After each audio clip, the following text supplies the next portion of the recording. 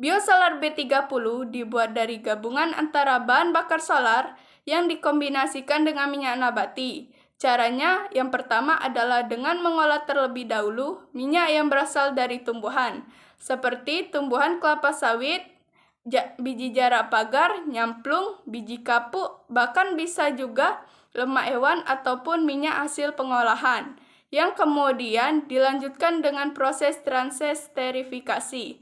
Proses ini diperlukan untuk menyuling minyak tersebut supaya dapat diperoleh hasil methyl ester fame atau asam lemak murni, yang nantinya dapat diproduksi sebagai biodiesel atau biosolar. Komposisi keduanya antara 70% dan 30%. Perbandingan utama antara biosolar dan non-biosolar adalah terletak dari segi bahan pembuatannya, di mana biosolar berasal dari tumbuhan yang mudah dibudidayakan, dan sedangkan non-biosolar berasal dari fosil. Selain itu, ada beberapa perbandingan lain antara biosolar dan non-biosolar, yaitu seperti 1. Kandungan energi. Karena bahan yang digunakan tak sama, kandungan energi dari kedua bahan bakar tersebut juga berbeda.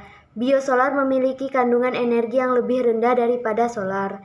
Perbedaan tingkat antara keduanya diperkirakan mencapai 11%. Dengan kandungan energi yang lebih rendah, dapat dipastikan bahwa tenaga yang dihasilkan oleh biosolar lebih kecil daripada solar biasa.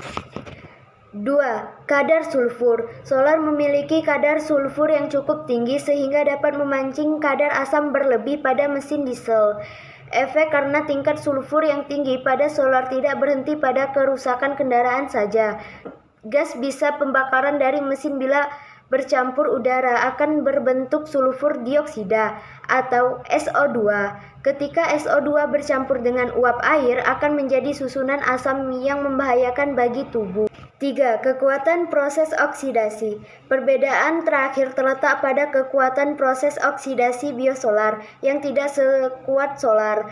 Kekuatan proses oksidasi lebih rendah menyebabkan masalah pada proses penyimpanan. Masalah ini dapat mengakibatkan pengumbatan pada beberapa bagian mesin. Harga jual biosolar di pasaran pun cenderung lebih murah dibandingkan dengan bahan bakar lainnya, termasuk non-biosolar. Iya, biosolar B30 mendukung prinsip kimia hijau ketujuh, yaitu dengan menggunakan sumber energi yang terbarukan, sehingga terjadi pengurangan terhadap penggunaan bahan bakar fosil. Selain itu, biosolar B30 juga ramah lingkungan karena mampu mengurangi pencemaran hidrokarbon, karbon monoksida, sulfur, hujan asam, dan emisi rumah kaca. Program ini diharapkan dapat memenuhi komitmen pemerintah dalam mengurangi GRK sebesar 29%, serta meningkatkan kualitas udara.